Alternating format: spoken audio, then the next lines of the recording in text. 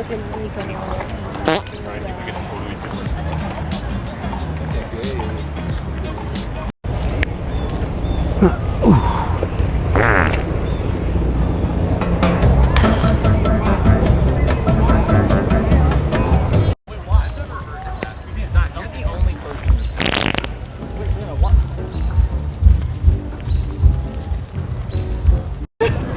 gonna be like,